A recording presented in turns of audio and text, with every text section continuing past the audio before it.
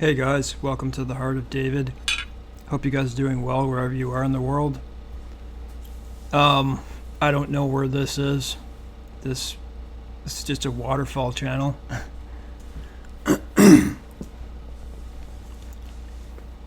Topic of this video is, I'm still thinking of the very title I'm going to use, but how do you become born again? What's it like? What happened to get me here? I think you understand already what I want to try to express to you. And I want to do this. Well, I'm doing this video right now because I have school again, and so I don't know if I'm gonna have. It's a completely new class this time, so I'm done 2 modules, and so that's half a year, and I'm going into another one. So, in any case,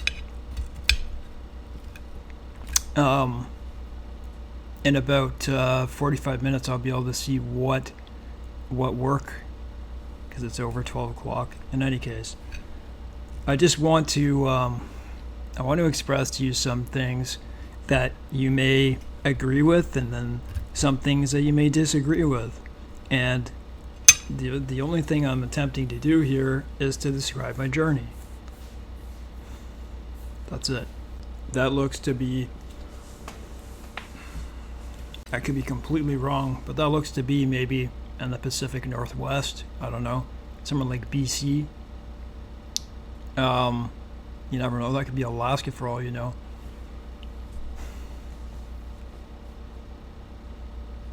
Wouldn't you agree that listen, I'm talking to people both who want to find yourself in the spot where you understand that you have to be born again to be saved. It's quite clear what Jesus said. And I don't want to confuse anyone by my journey. I do believe that if you believe in Jesus Christ, you are saved. Meaning you believe in Him, you put your faith in Him. I'm not going to say there's anything else you got to do. But I do believe, though, there are things that come out of that. But anyways, that's like a whole different situation. I'm not trying to cause debates and all that type of stuff. So, don't you agree that there's nothing better in the world aside from Jesus Himself, but when you and I see each other, a born-again believer to another born-again believer, I think there's nothing better on earth to be in the presence of another born-again believer. Now I ask you, do you ever remember,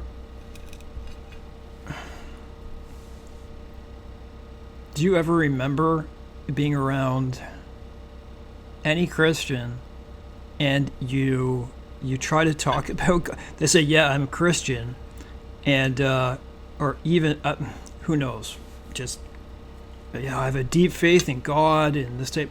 But when you start to talk about it in any depth, and you start to, hey, would you like to talk about it? They're like, no, like, I'm not going to go there. Like, okay, maybe they're just not comfortable.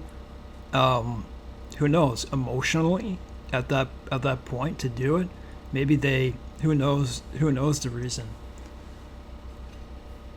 But I would say most born again believers, this is just from what I've seen quite a few born again believers,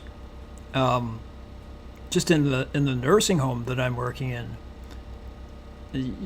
There's probably 6 of them, six in one place, truly born again. And you know why? Because people tend to go help people, right? That's where they go to do their jobs. I find that actually very refreshing. So it's a good feeling to be around it. It's very pleasant, isn't it? I would say in most cases. In my case, if I'm around someone for too long, anyone, with the pain I have, it becomes very tough to start cover things up, and I can get agitated and irritable. That's why I like to stay away. Probably, anyways, like I put a certain amount of time that I go out every day, but I go out, right? I go out for a number of hours, so I deal with a lot of physical pain, a lot. Not for my sake, but for God. For God. Look back in my videos.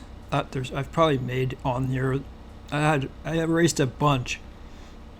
Some that didn't fit. I erased, but go back to my earlier videos, and you'll find. Look at part 1 to 4. I should not be alive, and you'll understand. And I don't think you will have heard another similar story. I don't exalt myself. You'll understand when you see it. Go look at it. I shouldn't be here. I don't deserve to be here. I don't deserve to be here. I tried to take my life so many times, and God wouldn't allow me. No matter what the circumstances were. I tried that both when I was probably due to trauma, but there were things I didn't know that were wrong with me, and I was into drugs and alcohol and all that type of stuff, and I wasn't well because of drugs and alcohol. And it didn't begin off that way. I was like, I have autism. And I was never diagnosed as a child. But the signs were there. I have, things like seizure auras, but they were never diagnosed, even though I told people about them when I was a child. There were many different things. So it's I don't know how my life would have gone if I was. At least I would have known something, but I got into a lot of trouble after I started drinking alcohol, meeting certain friends, and I would go around and just try to get adrenaline rush because I couldn't do well in school. I was too restless. I couldn't focus, even though I was probably smarter than most people in the classes, and I didn't do well. I felt like a massive failure. I got in trouble with the law on 3 occasions, had to go to court, and prescribed psychiatric drugs, the benzodiazepines, the antidepressants, the mood stabilizers, and all those things, and drinking alcohol. I'm not going to go deep into this, but I went through absolute hell, and medications that never belonged in my body.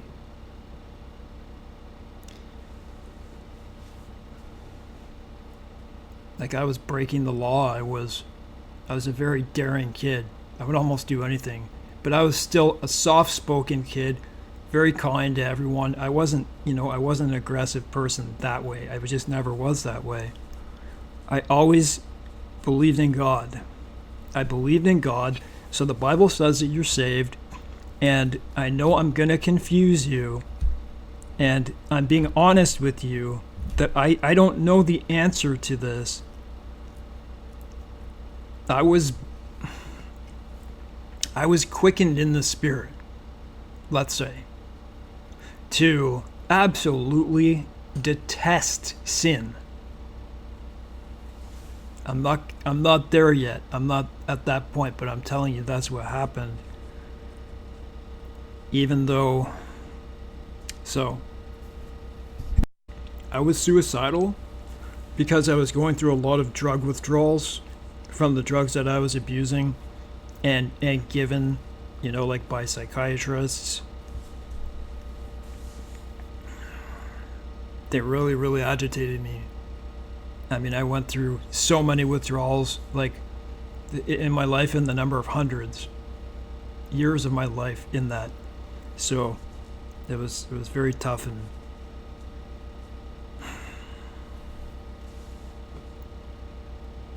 I always felt behind everybody else. I'm giving you like a backstory here. I always felt other people were not like me. Like I was not like other people. It felt to me like people were always out for themselves. I guess you could call me a people pleaser, but I really enjoyed helping people in any way.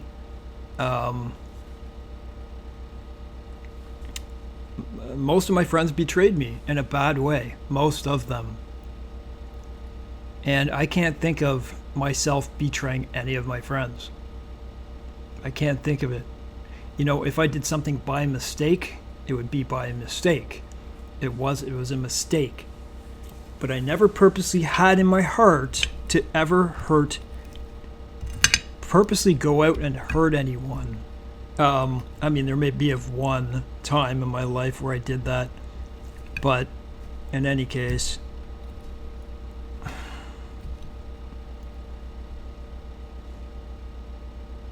that's just the way I was.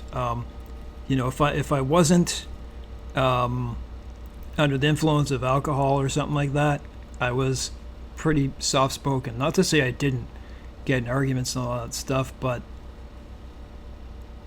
I didn't have a good life. I watched people get ahead of me. I watched my own brothers get ahead of me in like really high positions in their fields, and my dad, like literally the top veterinary medicine in the country for epidemiology. These were the things that made me feel smaller.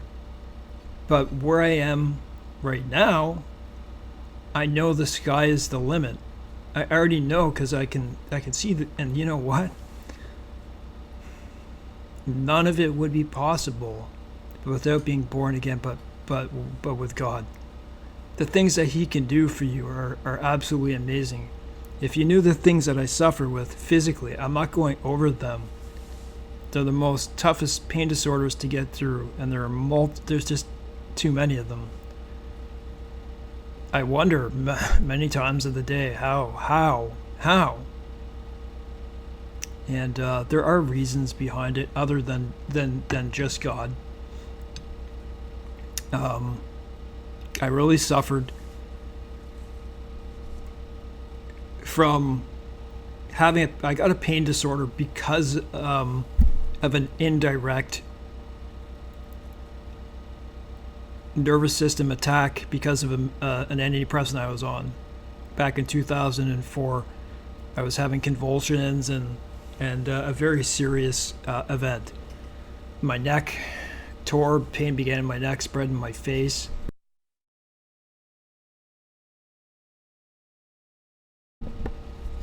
And then it went over in a general sense my whole body, like CRPS, but full body. That was my first pain disorder, and I was devastated. The opiates would barely work. Nothing would hardly work. And so I was put in a tough spot. And then because I wasn't getting names of these disorders throughout pain suicide disease, you ever heard of that? I was trying to take my life because 3 years went by and no one was diagnosing me, and I just kept getting more injured. And that's where I think I'll leave it for that. I suffer tremendously, but somehow God is helping keep it in check. In 2009, I got spinal adhesive arachnoiditis, and I didn't know what it was for 13 years, but within 6 months of an accident, it actually wasn't an accident, but I just call it that. There's just too much to talk about that. I hurt my spine, and within 6 months, I couldn't walk, barely. It was incredibly painful, and then I couldn't walk within about another few months. At the tail end of that, I was looking at porn on the internet, I was addicted to all those types of things. And it almost feels to me like God was closing in on me. I was like trying to look for another camera there. When I look at it now, like it was too much. I was glued to that. I was glued to it, man. You know, like people do, they find their privacy, right? And they're poor and they go, I am hardly alone. Probably 50% of the planet does this. I don't do that anymore. Thank the Lord.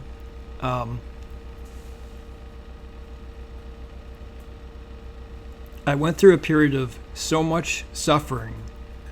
I was immobile for almost a decade, in a bed and a couch, to the point of starvation for up to 3, maybe 4 years. Starvation, no water, no. Like water, like maybe, see that cup? Every day, maybe that much. Maybe that much. You can see what's in there. It's not even half full. I would have a yogurt, and that would be my day, because I had very severe abdominal disorders, didn't know what they were. I feel like God left me in a state of no diagnosis to build me where I am today. You're going to say, you know, he wouldn't cause that suffering to you. How do you know? This is my take on this. To create, you know, a testimony to show you. In any case, I really suffered for those years. Uncontrolled pain. I didn't even know what the names of them were, and I was trying to take my life, and I was just getting worse. People are saying, you know, like, the universe is speaking to you. You know, it doesn't seem like you're able to die, so you might as well. And that's what was happening. My mother died. I was a Catholic, and I never really felt much from the Catholic system. I never really felt anything. I knew I believed in Jesus Christ, but I never felt anything from that system. I felt it was empty. I felt it was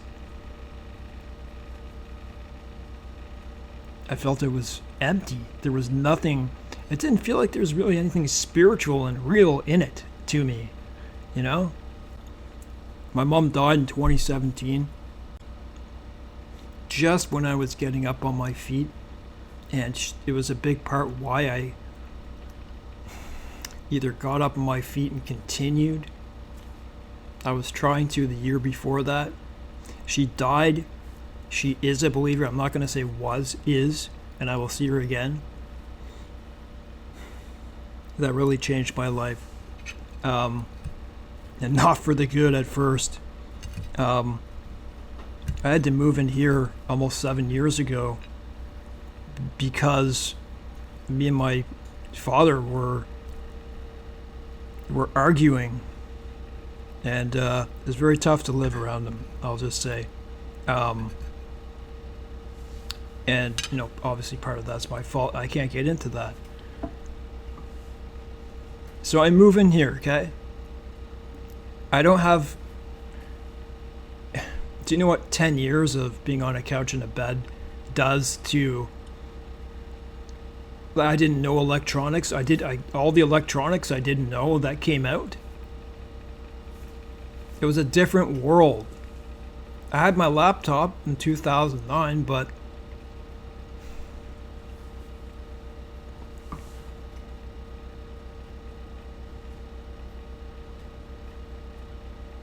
In any case, I moved in here, and by being by myself, it was a different environment. I started to excel, but very frustratingly, I started coming to a point where I started to face my emotional self, face my traumas, which were many. Things you can't even imagine being in. I had to face them and realize, and like that's what you have to do to become a new person. To It's it's something that I had been avoiding. Anyone with trauma will understand that. Once you face yourself, you start to heal. Where I was in life, I wanted to die by assisted death. Like, I welcomed that. I wasn't scared. Oh, sorry, I was. But I was more on the side that I wanted to end so much physical pain. Don't do that. It's not a good idea. That won't end well. It won't go to a good place. I don't believe. There are people who say you believe, even if you do that, you just go early. You know, if you believe, you believe. It says you're saved. I'm not going to give an opinion on that. I think I did. I actually did. In any case, that's not what I want to go over. It's just part of my story. So, 10 years, my parents had my affairs. They had my money from my disability, and I didn't have a credit card, even a phone. All I had was a little small iPad. I didn't talk to people. I could barely speak because of this throat disorder. I found out, not the name of it, but my lower esophageal sphincter is so tight. It's as tight as a measurement of achalasia. That's all I know right now.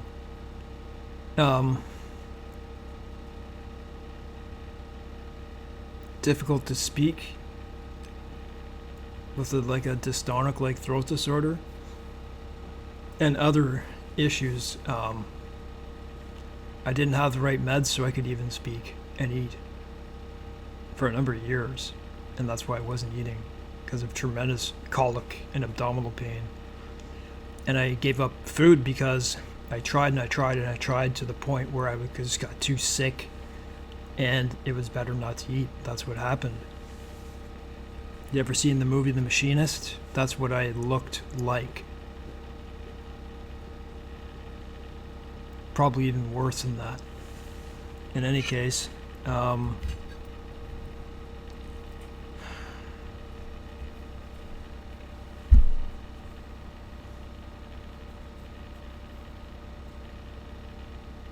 didn't have boundaries.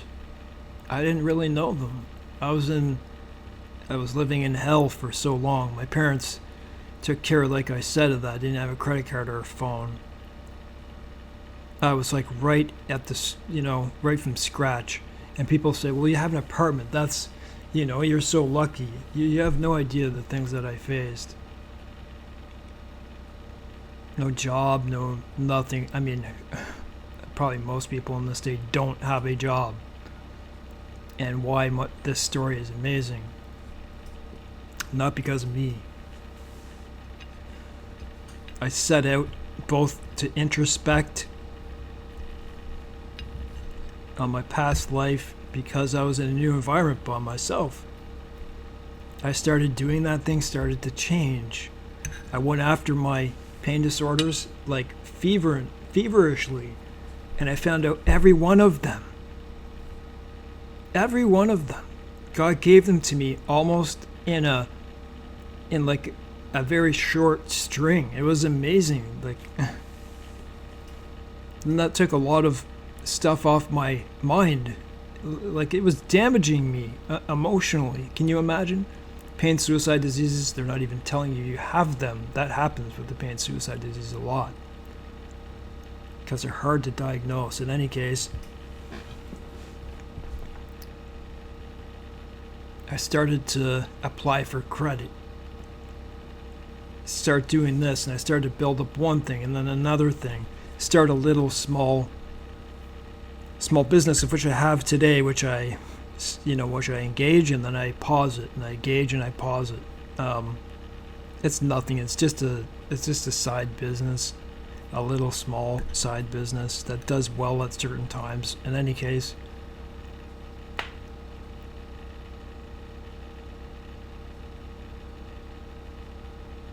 The things I tell you right now, and like the things that I've told you so far, I would be too ashamed to have told you 2 years ago and before. I understand that you can judge me. You can say whatever you want to me. There's only one person who's really going to judge me about that. I don't live off of validation. That doesn't mean that I don't, I'm not sensitive to people's comments. But sensitive in the right way.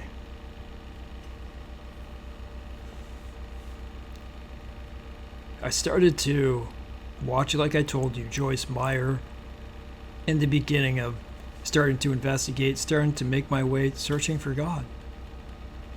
And I didn't see Christ really in them at all.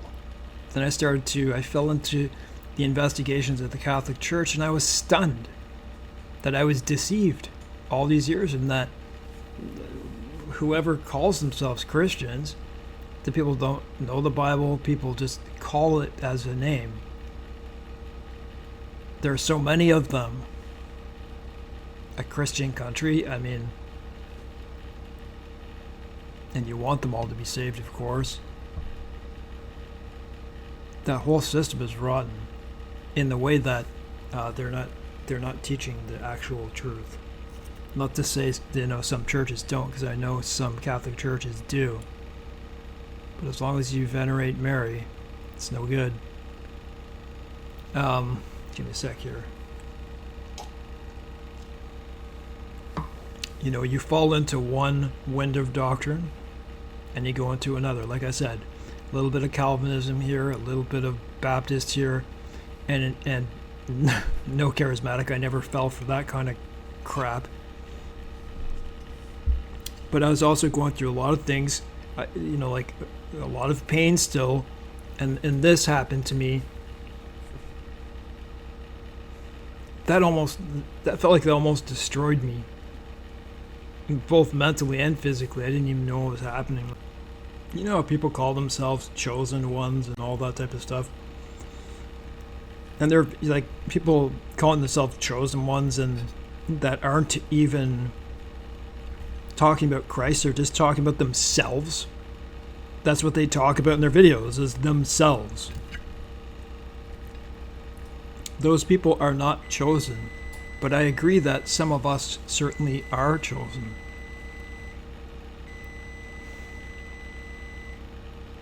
I'm gonna go get that. How, I don't know if the Bible is very clear about this, but in your life, tell me in the comment section, do you think it was you that were chasing after God? Or do you think it was the other way around? Do you think it was both? It just feels to me that I was searching for God. Maybe he was leading me on somehow. I remember having a Bible open, and it was always open. I just had a Bible open. I don't know why. And I never closed it. So it's Joyce Meyer. And all of a sudden, I get a message from Jehovah's Witnesses, just in my email, someone close in the area, just out of the blue. I answered to it, and they said, we'll set you up with someone. Very nice man, lives close, came and visited me, we met a whole bunch of times. When I found out that he didn't believe Jesus was God, I didn't cut ties with him. I kept meeting him. It was really in the beginning of my journey. And, I wasn't about to be fooled by that system. With that, I wasn't, no. I haven't seen him in a long time. And I don't know if I ever will because of that. Because it's so, how can two walk together and not agree?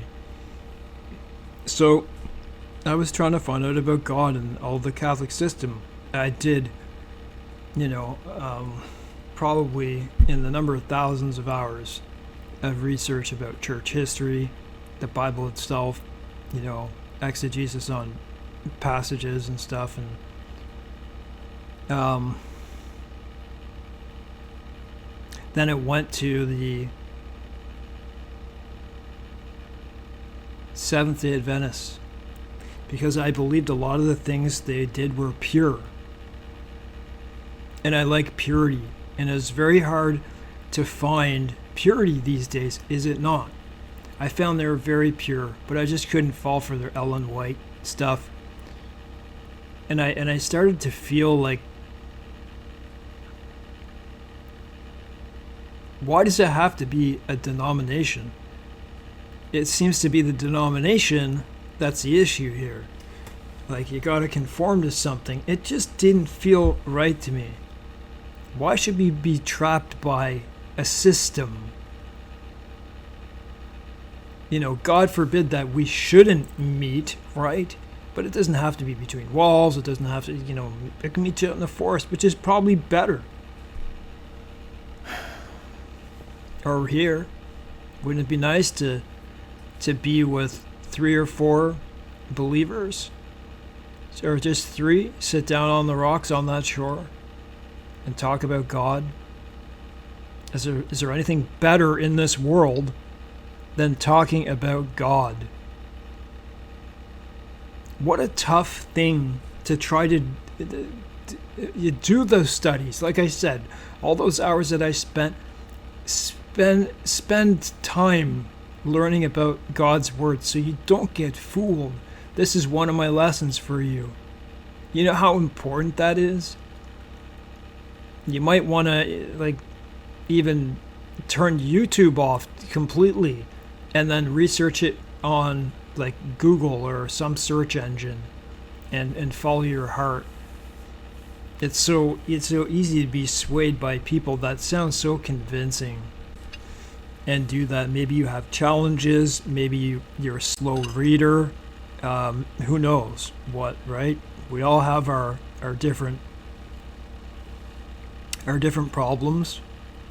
On YouTube you can read the Bible to it has audio, right? And that's just as good. Personally, I love reading. I memorize it better that way. But once you hear the story over and over, then it starts to stick. The Bible couldn't be any more clear.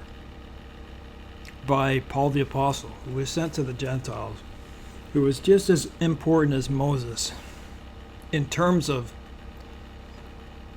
what he told us. You may not agree, but what do you think you'd do without Paul's revelation from Jesus Christ? I started to... Have you ever been in this position? Seventh-day Adventist it was the Sabbath. I don't believe we have to keep the Sabbath, but I do believe it's holy. God doesn't make mistakes, right? I hate the feeling. Hated. This feeling is no longer with me. And here's another answer. It doesn't give you the full answer, but I hated the feeling of feeling like I had to do something to be saved. So I was in that frame of mind. Listen, I always loved helping people and doing those types of things. But I had that feeling, as many of you also have had. And that kind of made me feel pushed away. And it's, like I said, it's so easy to be swayed by different doctrines. And how about the Calvinistic system? Faith without works. In any case, that's just a totally different thing. I believe faith does produce works of the heart. And those works can vary from very teeny things. Hey, I'm going to hold the door open for you. Thank you. To very loving things. You could just imagine there's a lot of stuff. And so I got away from that Seventh Day idea, and I started to believe that I didn't need a denomination, and I started to say, I'm non-denominational. I don't want to feel like I have to conform to something just because you believe it to identify with somebody, but the Bible doesn't seem to indicate anything like that. And I wanted to feel more free than having to. It just felt like the Catholic system all over again. And that's not the way God is. Like, you don't need a father. You don't need a priest father. You don't need any of that. You could be in the jungle of Brazil in the Amazon by yourself, right in the middle of it, and God is there with you. Actually, you know what? What does Jesus say? To pray in a room privately by yourself, and He will reward you openly. A few years ago, I was betrayed by a woman with what I believe to be NPD because of the things that she did and was like covert. And so I was deceived, and I was deceived at the same time as I was going through myocarditis and a permanent gallbladder disorder, the pain of a gallstone, which I still have with me today. It was induced by, I'm not going to say it because it might flag the name, but one of the kinds starts with an M. So there I was, going through, completely deceived. You know, they turn the script on you, and I was going through those two things at the same time. I felt so deceived. I started to realize that, you know, this person has no idea what it did for my life. It jetted me in a way. God shot me forward to get all my diagnosis for my pain disorders, my autism. I went to an autism expert, and I got diagnosed. And I had all those things. I started feeling better because of getting those emotionally. You know what it's like to be deceived, right? I'm sure so many born-again Christian. In any case, I was. I started to recognize what evil people really are and how many of them are around. The way of the world right now and the way that society builds these types of people up. Just look at the President of the States. To me, that's the antithesis of society. In any case, here's another point. I think this is point number 3 of becoming born again. I don't know how to explain it. I was searching for God. God drew near. It says in the Bible, God will draw near to you. This is what people don't understand and can't grasp. Most likely, and listen, there are cases where God comes to people when they're not even looking for God. You know that. You've probably heard many testimonies like that. But it's true. In, I would say, most cases, I'm talking about, there's a lot of testimonies that you can hear. In most cases, it's you're searching for God. Jesus says, knock and you shall find. Seek, right? Seek and I will destroy you. So, that's what I was doing. And one day, listen to this. This is what happened to me. I didn't tell this part before. I was, I just had this thought in my mind of sins I had done when I was younger. And it was making me really nervous for some reason. And I wanted to tell, I wanted to tell my Jehovah's Witness friend. And I don't know what he prayed for me or something like that. And I almost felt like King David, you know, with Bathsheba when, you know, he put Uriah, or anyways, on the front lines to to die because of Bathsheba. The way David was feeling, it was kind of the way I was feeling about things I had done in my past. I felt so convicted. It was eating away at me. It would go away, come back. It was like that evil spirit that was on King Saul. That's what it felt like. Then one day, I was quickened in the spirit. I don't know how it happened, but God did it. And so this is where you say you believed and you were saved, but now you're born again and you're saved. How can that be possible? This is what I say. I don't know. It just did. This just happened. This is my story. I wasn't this way before. Yes, I believed in God, but so many things changed. Like overnight. You've heard of the quickening of the spirit, and this is what happened to me. I spend long periods of time, by the way, learning, reading. And with this, I was listening to Narcissism, NPD, and borderline, those types of things that they do to people. How they deceive you. And how, everything to do with that. I learned about them. I know all about them. I read a lot about them.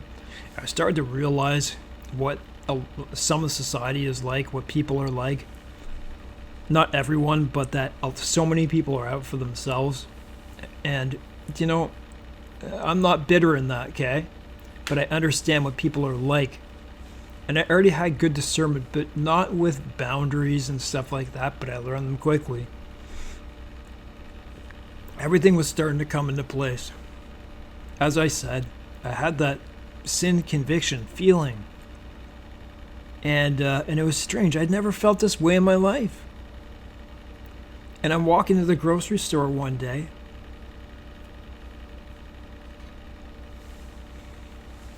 And I walk by, it's like a tunnel, an overpass. A covering on the top. And anyways, I'm walking, going towards the grocery store. I'm like halfway through the tunnel, and a few guys walk by me. And they're openly just saying Jesus Christ derogatorily, like multiple times. And to me, it was like a knife in the ears, a knife in the heart. Do you know who you're saying that about? That's what I felt in. That's what I felt. And it just kept getting stronger and stronger. I started to. Anyone who I would ever hang around or be with, I started to find it harder to be around them because they were talking about worldly things. There was a quickening of the spirit. I can't explain. You already know. But if you don't know, and that's why you're watching me, I had a complete change overnight. It wasn't a religious indoctrination. This is a difference. This is why people don't truly know God and profess to be Christians. It's sad. It's not up to me to judge whether people are saved or not, and I'm not going to diagnose who is saved and who is not unless it's a leader or something like that who is so outwardly the opposite. But it's not up to me to judge what someone's real heart is, right? They may have a lot of trouble in life and you just can't notice it. Then life begins to change. You seek after the things of God. And I'm not saying you do it full time. Guys, I'm in university for addictions counseling. There's a lot of people who tell you the wrong things, by the way. Oh, no, if you're into God and stuff like this. No, you can't do this, you can't do that. Paul speaks against that in Colossians. He says, they observe months and days and weeks and years. Don't touch, don't taste, right? Don't let things stop you. But have your mind on God. Pray continually in every single thing that you do.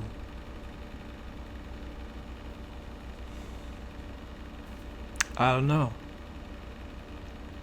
I wouldn't. So much so that I feel the love of God that I would never ruin it with any woman. Okay? I don't care what you look like, who you are, how much money you have. That means nothing to me. Nothing. And I've had women come up to me. You never hear me talk about those things. And I can't. Are you a born-again woman? That might be a different story, but that changed very quickly. I don't know, though. Doesn't Paul say if, I don't know if this is past tense or not. I've never heard anyone talk about this, actually, in Christian circles, that, you know, about having a non-believing wife. Is it okay to marry a non-believing wife? And it says, I think it does point to that. It says, you know, women, if you have an unbelieving husband, you know, you sanctify the children, and, you know, you hope to sway him, right? With your conduct. You know, the way we conduct ourselves. So, for me, no, like, can two walk together and not agree? It would be very, very, very hard. And to be honest, probably half my conversations would be about God, or, you know, something to do with God. I would build up with God in a relationship. That's the way I would do it. So being single, I like staying in prayer continually in my thoughts. That's something that wasn't there before. So after all this happened, you know, I go to bed. I can't wait to lie back in my bed, because I know I have probably 45 minutes or so to talk to God, and sometimes I want to keep talking and talking, that I stay up later than I should and lose sleep. I'm not like that's what happens. I like it. If it wasn't for God, I wouldn't have been able to start my own credit card. I had to pay because my parents were taking care of my affairs. I couldn't get credit card, so I had to build it and build credit, and I built it till it got almost perfect. Built my little company to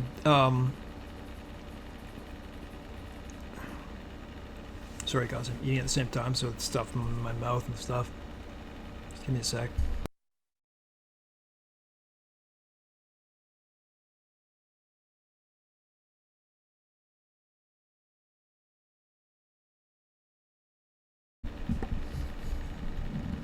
He helped me get my pain disorders. He helped me build like 3 websites. He helped me write my life book. He took me through horrendous suffering to tell about it. Unlikely. Go look at part 1 to 4. I shouldn't be alive. I'm not going to hook it up into this video.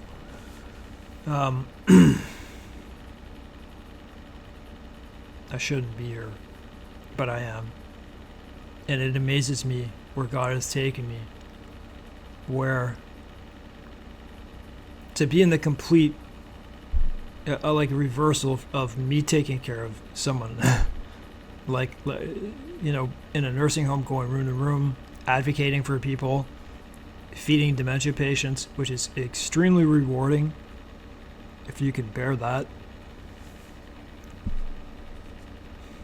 It's a very sad world there. If you can put a smile on their face, it's worth $1 million. I brought the translator in, by the way. I bought my, it's called Anfire on Amazon. $100, that's it. It's very durable. It's just like a cell phone. You can download 12 languages, I think, and use them offline. So you don't need Wi-Fi anywhere. Just turn it on, talk, and it has it download onto it. And if you're on Wi-Fi, 144 languages, very responsive, very quick. So the guy I'm feeding, one of them, is Russian. And I bring this with me. And he understands some of it because he's in dementia, right? So to be able to do those types of things, to be like that, to go to university and get really good marks, I understand what God has done for me, and it's amazing. I've got to build my body from scratch. There's things like Paul says, I would like to boast. There are things I could, but I'm not going to because it's not proper. It's not attractive, is it? You know, we're always warring against the flesh. Like I talk about with women. It can be very hard to deny the things of this life, you know. Like, there's nothing wrong with having money, a pretty wife, those things, unless they become, you know, unless you're coveting and they're becoming your idols. It's that. Are you able to have a Ferrari, right? And when you walk away from it after you drive it, are you able to think of the things of God and not that Ferrari, not that Ferrari? Are you able to do that? You know, when I got my motorcycle, I was so excited, and I fought so hard to get that license, by the way, with no sleep. 2-day course. Only God could have taken me to that and the pain disorders that I have. I thought, you know, am I going to be thinking about this bike? You know, it's a pretty fast bike, you know, and a nice looking bike. And I found I'm not. And I know it's by God that it doesn't matter how much money I have. It doesn't matter about any of those things. They matter none. They help you stay alive, right? Jesus was talking to you and I when he said in Matthew 24, well, it wasn't not the first thing. He said, don't be deceived. Many false prophets will come. That has to be this age. I'm not a preterist. What do they think the millennium has already happened? And we're in Satan's little season? Okay. Don't be deceived. Stop watching YouTube videos that, you know, you're only watching them because they're stuff you want to hear and you're not hearing purity and truth over itching ear stuff and spending your time in that. Because I know the truth now, and because I know nothing can sway me away from that, there are videos that I may look out of interest, you know, out of interest, because I like doing videos about some. I like learning different things all over the place and then talking about them later, but find the truth first. It's quite clear. Seek the kingdom of God. And one of the things young Dawn, reborn,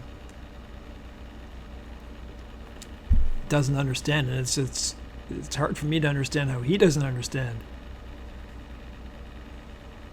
He says, you know, Jesus says that I will do anything for you. Remember he says that? And young Dawn's like, what do you, anything? And that shook your faith?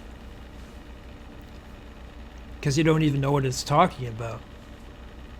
It's to do with his will. Anything in God's will. For instance, can you remember when it was about first month of me volunteering at this nursing home, and I met this woman who has now passed, by the way. She was a Christian. She believed. That's good. And she was paralyzed from a stroke. It's sad to see that, lean back. Anyways, mostly paralyzed. Like, she could move her fingers like this, but she couldn't move her, like, she wasn't moving her legs and arms. And I made sure that was the truth, and it is. I talked to her son, and I talked to her roommate and nurses. I prayed for her, and 2 weeks later I went back and she was lifting her arm up. I forget the reason why I'm saying this now.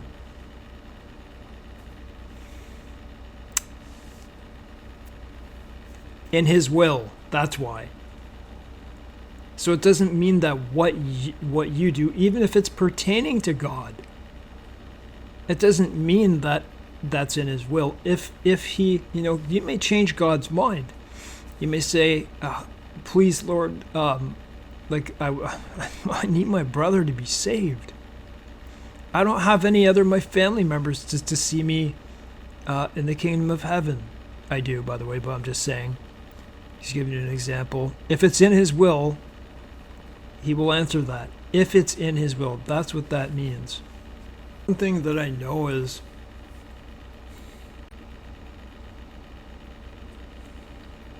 very specific with born-again believers is perseverance, right? I was in a place where my pain was so bad that I wanted to end my life by assisted death. But when I was born again,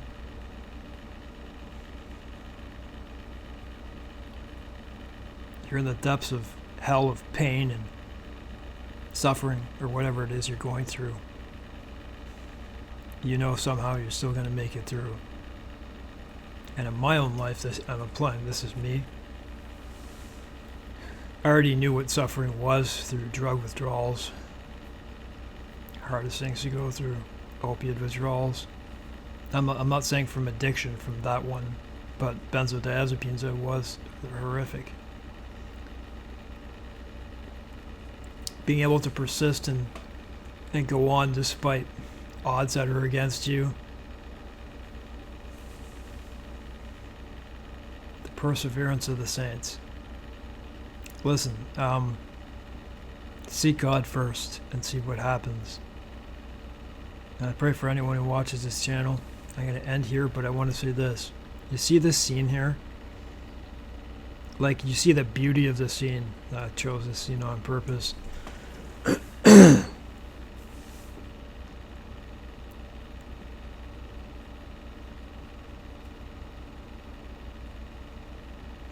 David, by the way, the name David, I think, is a flowing river. Well, it says beloved, but it's also, I think it's a flowing river.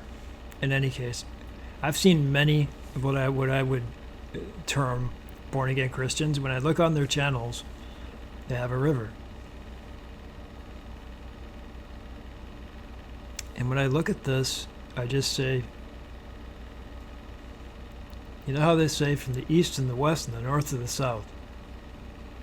They will sit down at the table of Abraham, Isaac, and Jacob, and everyone else, even Nebuchadnezzar.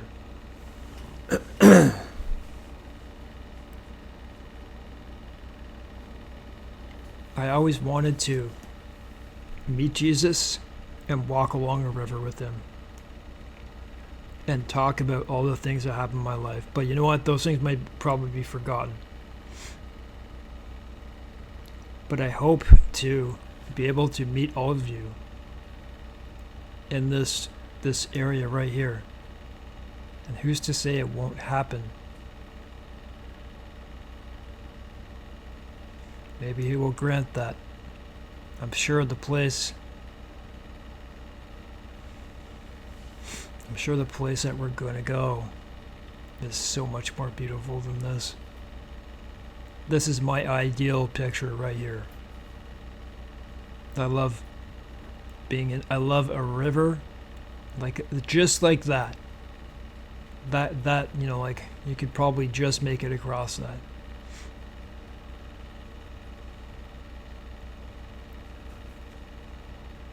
It's such a beautiful spot and a big enough waterfall with beautiful trees and mountains surrounding. Anyways, guys,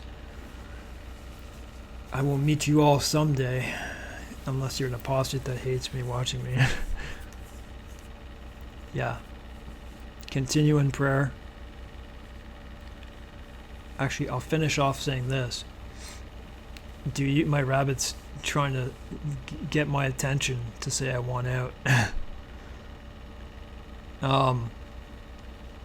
I've been trying to give him a lot more freedom, open space. You really gotta watch him. Seek the kingdom of God first. Don't be deceived. Seek purity. Read the Beatitudes.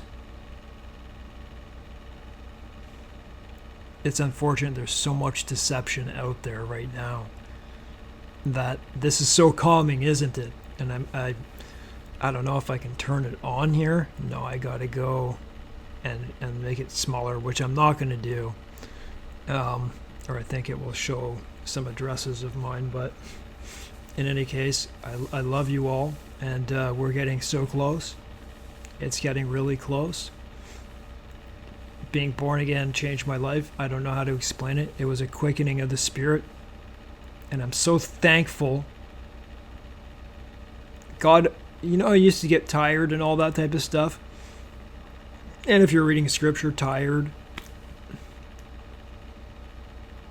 I recommend reading scripture directly in the morning, by the way, to help your day, even for just 20 minutes.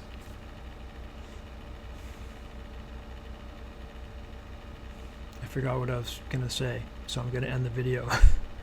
It's just the way I am sometimes. I love you all, and we're right at the end. We are. You see what the world looks like. It's ugly. It's ugly. God bless.